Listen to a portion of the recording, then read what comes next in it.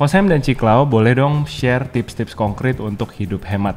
Nah, nggak cuma 1-2 tips, di video ini kami mau share 9 tips buat hidup hemat ala Vicky Robin buat kalian.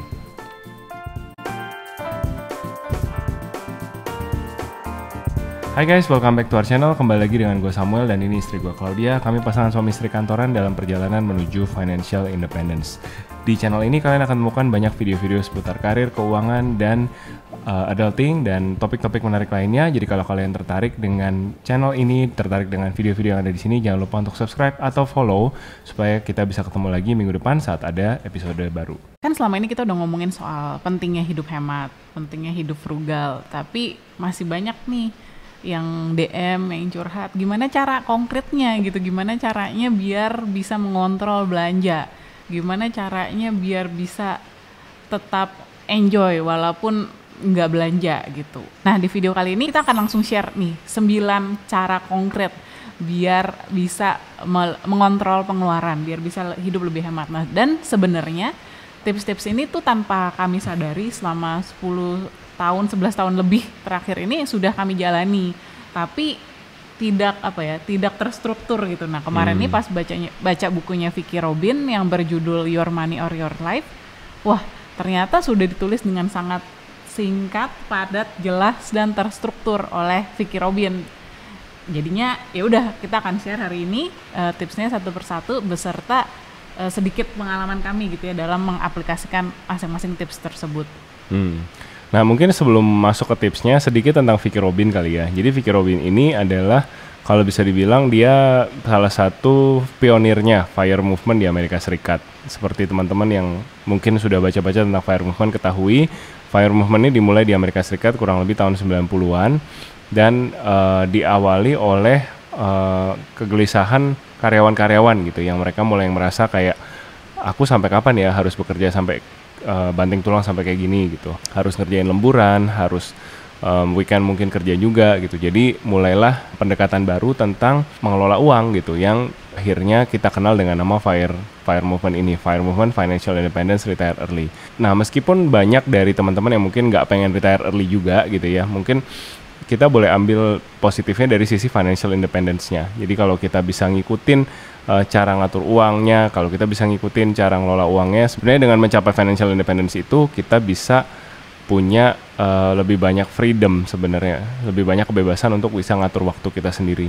Nah, Vicky Robin pada saat menulis buku ini dia sudah bebas finansial, dan buku ini adalah bagian dari charity project-nya dia. Dia pengen give back ke komunitas karyawan dan pekerja untuk ngasih tahu bahwa ada loh jalan keluar dari 9 to 5 kalian yang setiap hari kalian lakukan. Sekarang udah tua ya, orangnya udah nenek-nenek gitu. Pada tahun 90-an itu dia tour keliling Amerika, dan semua proceedings dari tournya dia tuh dia sumbangkan ke charity gitu. Jadi benar-benar dia nggak make profit from this book, dia nggak make profit dari seminar-seminar yang dia lakukan. Dan buat aku pribadi sih ini something very noble. Aku ngelihat seseorang yang dia menemukan purpose-nya nih setelah dia mencapai financial independence. It's not about si Vicky Robin making money anymore gitu ya, tapi justru dia mau share ilmunya secara gratis gitu ya. Betul. Ilmu finansial, ilmu untuk melek finansial gitu. Betul. Karena kan sekarang di zaman sekarang ini gitu kan, katanya kan there's no such thing as free lunch gitu, semuanya mesti bayar gitu kan. Tapi ternyata masih ada kok resource yang gratis gitu kan, kelas-kelas yang gratis yang bisa kita ambil manfaatnya. Betul. Nggak semua hal bagus itu harus berbayar gitu ternyata ya. Betul.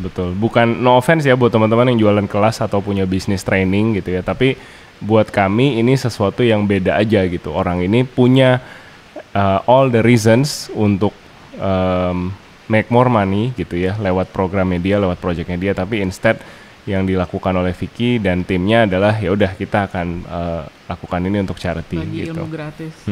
Oke, kita langsung aja dengan 9 tips konkret untuk membantu kita mengatur pengeluaran, atau bahasa kerennya hidup hemat alias frugal living. Tips yang pertama, jangan pergi belanja. Nah, gimana tuh? Nah, ini udah paling bener sih. Nah, dulu tuh inget banget waktu kecil, mama suka bilang gini, kalau nggak lihat maka nggak mau gitu. Maksudnya gimana? Maksudnya gini, kalau kita kerjaannya lihat-lihat mulu, window shopping, browsing di e-commerce. Yang tadinya nggak mau pun kita lihat-lihat jadi mau gitu. Nah jadi kalau memang kalau memang ingin meng-cut habit belanja impulsif, belanja barang-barang nggak penting, ya udah kita nggak usah window shopping secara sadar gitu ya. Kita nggak window shopping, kita nggak browsing belanjaan online gitu. Karena kalau kita nggak lihat, kalau kita nggak tahu, maka nggak mungkin kita mau gitu kan logikanya. Betul. Dan yang perlu kita ingat di zaman sekarang tuh banyak yang bilang apa ya, retail terapi, kalau stres shopping, kalau bosan shopping gitu kan, kalau nggak tahu mau ngapain shopping. Nah itu sebenarnya kan apa ya, bisa dibilang itu kan gaya hidup konsumtif gitu. Kita harus bisa belajar mencari enjoyment atau hal-hal yang bisa kita nikmati di luar so-called retail terapi gitu. Ya, jadi maksudnya kita coba cari hal lain lah, misalkan ngobrol sama teman, main sama anak, atau mungkin ya di rumah gitu kan, belajar berdiam diri, baca buku sambil ngopi ngeteh sendiri di rumah, menikmati keheningan gitu ya. Jadi hal-hal seperti itu sih yang harus kita juga gali gitu, sebenarnya apa sih yang benar-benar membawa enjoyment, membawa happiness dalam diri kita masing-masing gitu, karena nggak semua masalah bisa diselesaikan dengan belanja. Wow, ini susah ya sebenarnya ya, easier said than done ya, karena memang defaultnya kita tuh kalau lagi bengong ya buka handphone terus browsing. Dan sekarang di mana-mana tuh nggak cuma e-commerce doang, semua aplikasi tuh bisa belanja ya nggak sih? Di Instagram bisa belanja, di TikTok bisa belanja. Ya ini memang mesti ada ya, ada kesadaran kali ya dari kita masing-masing untuk bisa ya udah deh, ini stop, kita harus stop lakukan gitu. Poin yang kedua dari bukunya Vicki Robin yaitu live within your means. Nah, live within your means ini juga sebenarnya old wisdom ya, yang banyak orang pasti udah sering ngomongin, yaitu ya hiduplah sesuai dengan kebutuhan kita gitu. Karena kalau kita ngejar keinginan, kalau kita ngejar tren, ngejar hype, pasti nggak ada habisnya. Tapi sebenarnya kalau kita bisa jujur cek kebutuhan kita tuh berapa tiap bulan, sebenarnya ada loh gitu garis flatnya gitu.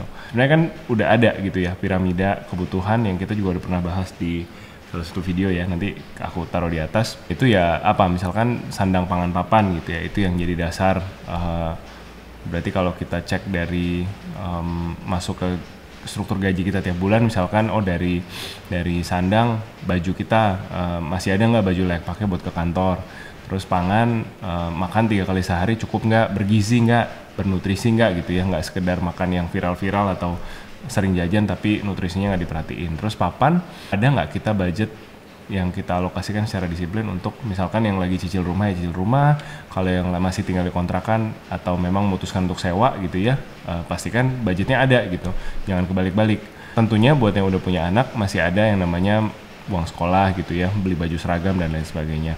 Nah itu juga jangan lupa dimasukkan ke kebutuhan. Setelah itu langkah selanjutnya jangan lupa manajemen utang. Misalkan teman-teman masih ada utang konsumtif yang nggak dibayar-bayar nih, selama ini bayarnya minimum terus gitu ya. Nah itu cepat-cepat tuh diberesin gitu, karena kalau untuk utang konsumtif itu bunganya sangat menjerat ya, bisa sampai nggak tahu puluhan persen gitu dalam setahun. Jadi jangan hanya lihat bunga per bulan atau bahkan per harinya kecil kesannya gitu, tapi jangan lupa itu per hari teman-teman, dan kalau dikali 365 ya bunganya bisa jadi puluhan bahkan ratusan persen kalau utang konsumtif. Hati-hati. Nah itu tadi manajemen utang. Habis itu masih ada proteksi ini bisa berupa BPJS, asuransi kesehatan baik yang dari kantor atau yang kalian beli mandiri. Habis itu baru ada investasi, baru setelah itu pikirin self rewardnya. Jangan sedikit-sedikit healing, jangan sedikit-sedikit self reward, padahal yang tadi yang prioritas yang sebelumnya kalian belum pikirin atau belum siapin. Hati-hati ya. Yang ketiga, rawat dan sayangi apa yang udah kita punya. Nah ini nggak berlaku cuman untuk barang aja ya, tapi juga termasuk untuk tubuh. Misalkan gigi itu kalau udah rusak, udah bolong, ya udah bolong kan udah. Kita nggak bisa dapat gigi baru, ditambal pun itu ya udah tambalan aja gitu. Jadi apa yang udah kita punya ya disayang gitu, dirawat gitu kan. Jangan malas untuk sikat gigi, ya sesimpel misalkan tadi kita contoh gigi, sikat gigi sehari 2 kali gitu. Nah untuk barang-barang yang lain juga sama nih, misalkan kita di rumah punya kipas angin, vacuum cleaner, itu kan udah jelas ada instruksinya, sebulan sekali minimal harus dicuci filternya. Nah itu kita lakukan gitu, jangan sampai vacuum cleanernya meledak saking kebanyakan debu gitu kan, nggak pernah dibersihin, mampet gitu. Itu ya lebih mahal lagi kan daripada sekedar kita cuci filter yang gratis sebenarnya, cuman mungkin palingan urusan 5-10 menit gitu. Intinya kalau kita punya barang ya kita sayang, kita rawat gitu ya, dicuci, ditaruh di tempat yang benar gitu. Misalkan barang-barang yang bisa jamuran, misalkan seperti bahan-bahan kulit gitu ya, seperti sepatu, seperti tas, ya itu make sure ada serap air gitu ya, atau dehumidifier gitu di lemarinya agar nggak jamuran, nggak rusak gitu. Jadi sesimpel itu sih kalau mau hidup hemat dan memperpanjang usia barang-barang yang kita punya, ya dijaga dan dirawat baik-baik. Nah, tips yang selanjutnya, wear it out, pakai sampai rusak. Nah ini juga susah ya sebenarnya untuk dilakukan di zaman sekarang. Kami juga mungkin aku susah sih, kalau Klau mungkin lebih kuat di area ini gitu. Kalau aku jujur, misalkan mau beli sepatu gitu ya, mau beli sepatu tuh kadang cek ke Klau dulu, Klau ini udah layak beli sepatu baru atau belum gitu. Bahkan kadang-kadang sol sepatu yang udah jebol pun kita jahit lagi gitu, kita jahit lagi buat bisa dipakai lagi sepatunya. Tapi ini juga tentu harus pertimbangin safety ya. Kalau misalkan udah botak gitu, karetnya udah nggak ada gripnya, terus kalian pakai buat lari hujan-hujanan di luar, ya kepleset gitu kan, hati-hati. Malah bisa jadi medical bills gitu, masuk rumah sakit gara-gara sepatu botak kan, konyol gitu ya. Terus ya itu, kita berusaha dapetin manfaat maksimal dari barang-barang yang kita beli. Nah ini juga open to discussion ya gitu, karena kadang-kadang kayak misalkan beli ini Bakerman, kalian tahu kan yang biasa bungkusnya kan mengkilap gitu kan, hologram, itu rotinya enak gitu. Nah kalau gue biasanya ya udah selesai. Bukan aluminium, itu hologram. Itu hologram. Nah kok aluminium sih, hologram. Nah si hologram itu biasa kan kalau gue bawa pulang ya udah makan rotinya gitu. Tapi kalau ngelihat itu bisa, wah ini bisa jadi ini nih prakarya buat gunting-gunting buat Hana gitu, dan itu kepake gitu. Jadi bener-bener manfaat dari si Bakerman sekotak itu, rotinya udah kita telan, kardusnya kita manfaatin buat anak-anak, buat anak kita bisa prakarya gitu. Tips berikutnya adalah DIY. Contohnya yang kami lakukan adalah misalkan tahun ini waktu kita berdua memutuskan untuk punya pembukuan yang lebih rapih untuk mendukung side jobnya Sam ini ya di sosial media. Nah itu banyak banget hal yang harus saya pelajari gitu ya, karena ya itu kan tadi long story short, sebenarnya dulu saya corporate bagian marketing, tapi sempat vakum untuk membantu support sosial media Sam. Nah di situ belajar accounting lagi, belajar finansial lagi, belajar pajak lagi. Nah itu kalau kita sekedar hire akuntan atau tax person atau finance gitu ya, tapi kita sendiri nggak belajar gitu ya, itu selain ada resiko kita nggak ngerti bisa jadi ditipu gitu ya.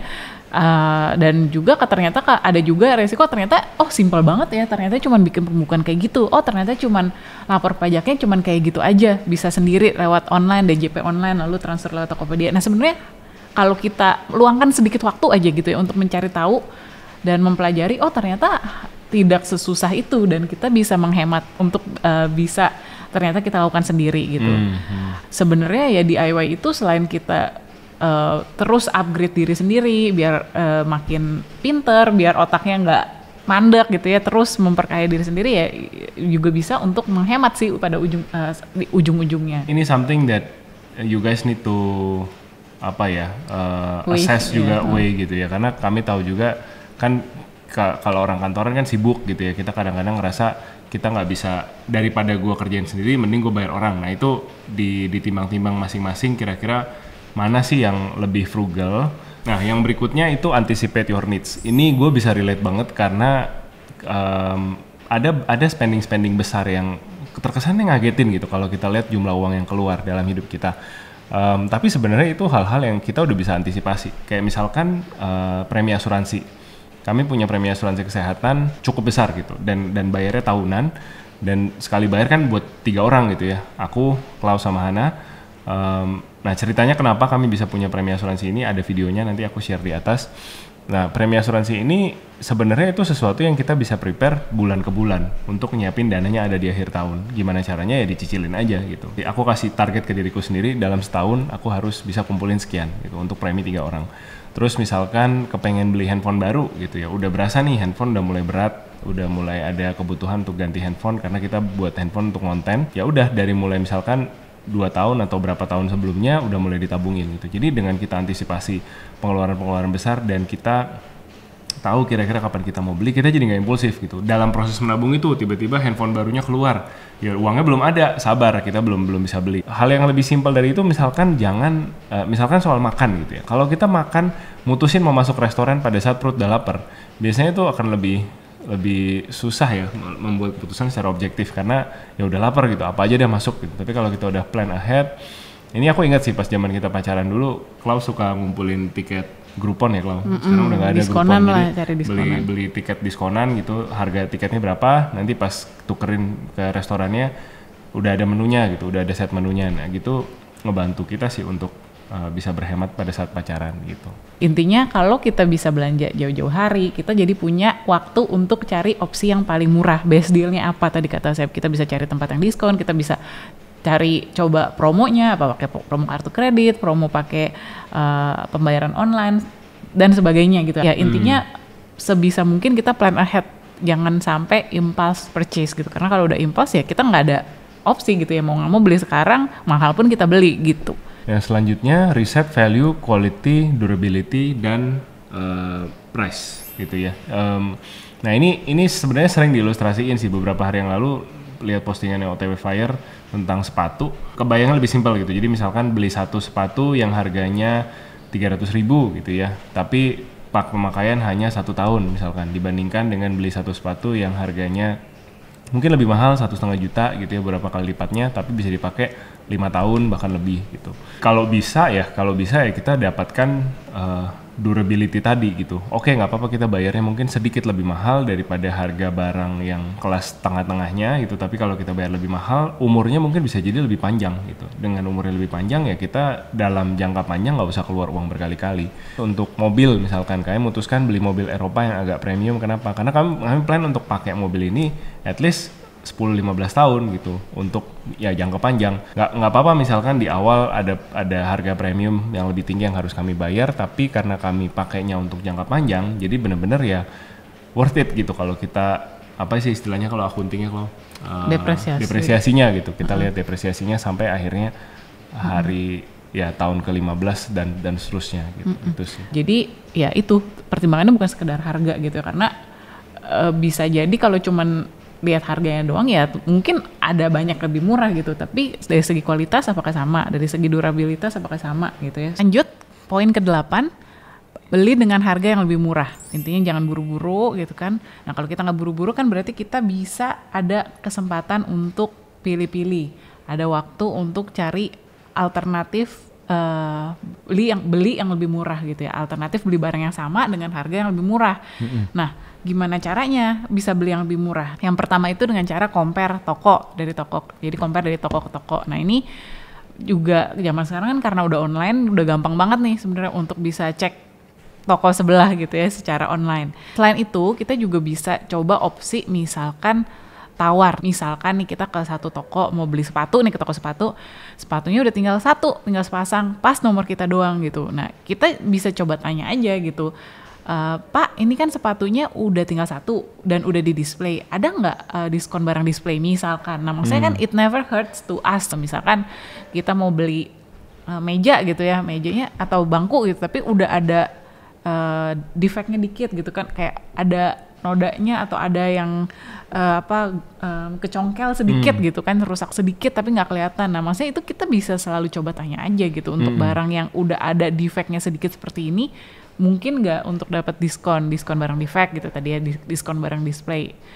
Tanya aja gitu dengan sopan ya tentunya dan tidak memaksa. Dan yang terakhir opsinya adalah beli barang bekas. Nah ini juga beli barang bekas banyak banget caranya ya, selain sekarang juga ada apps-nya. Kalau kami biasa belanja di Carousel kalau untuk barang bekas. Kita juga pernah dapat bongkaran rumah ya, jadi rumah di Kemang. Nah tadinya kita cuman cari itu bathtub bekas di e-commerce gitu. Nah ketemu yang jual gitu ya, terus dibilang oh datang aja ke rumah kita, ternyata di daerah Kemang. Terus pas kita datangin rumahnya ternyata dia lagi renovasi. Jadi renovasi bukan karena rusak gitu ya. Ini ceritanya orang kaya nih, orang berduit gitu. Kaya jadi raya. Renovasi untuk dibagusin lagi. Jadi sebenarnya barang-barang yang dia lepas itu masih bagus kondisinya. Akhirnya rencana kita dapat bathtub aja, pulang dari sana kita macam-macam yang kita bawa pulang. Ternyata dapat bathtub, dapat water heater 2 unit, terus apa lagi? Toilet juga untuk ya toilet yang bagus gitu ya. Dan apa namanya bahkan ditawarin kayak kaca tebal mau nggak gitu. Cuman ya kalau yang kaca kita nggak ambil karena emang kebetulan nggak sesuai sama gambar rumah kita gitu. Tapi itu ide aja sih bahwa barang bekas tuh bisa ada di mana-mana. Kan suka ada yang nanya tuh, Cikro beli tasnya di mana gitu, tas pre-love di mana ya? Sebenarnya di mana aja ya kita bisa nyari, kita bisa research, cari tahu. Dan kadang di tempat-tempat yang kita nggak expect kita bisa justru menang banyak gitu, istilahnya kayak kami kemarin. Terus juga kalau misalkan di luar negeri suka banyak sih flea market gitu ya, atau memang toko offline tapi khusus barang bekas ya. Kita pernah beli piringan hitam waktu itu di flea market di mana ya, di Inggris kayaknya ya. Inggris apa? Di Inggris. Edinburgh ya.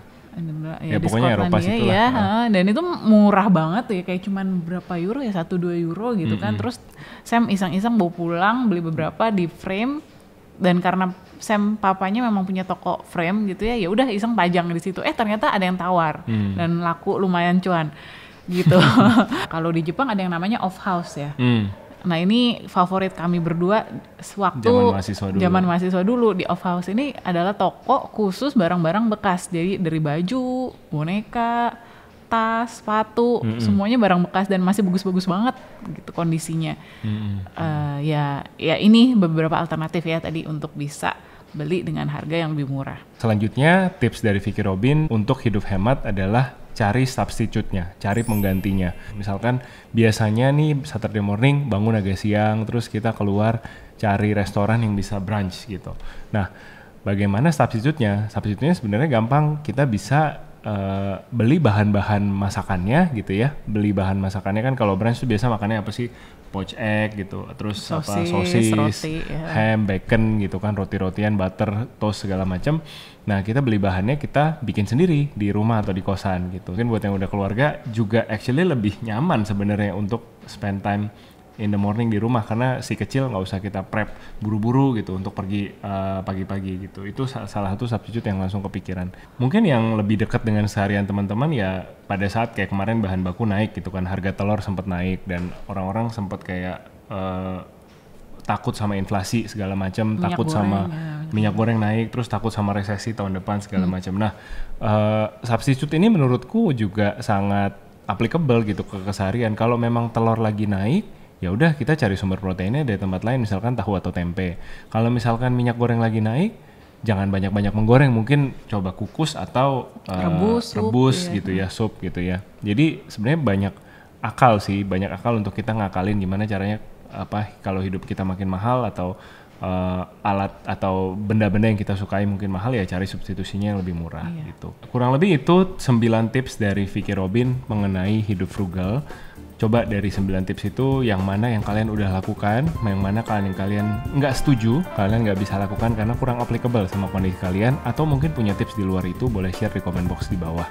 Buat kalian yang pengen tanya-tanya lagi juga, punya suggestion untuk video selanjutnya juga welcome untuk share di comment box di bawah. Kalau video ini membantu kalian, jangan lupa untuk like dan juga bintang 5 di podcast ini supaya video ini bisa lebih banyak bermanfaat lagi buat lebih banyak orang lain. Buat kalian yang mau follow kita di Instagram atau social media lainnya, bisa cek-cek di link di bawah. Thank you so much for watching. Stay safe and stay healthy. See you next week. Bye-bye.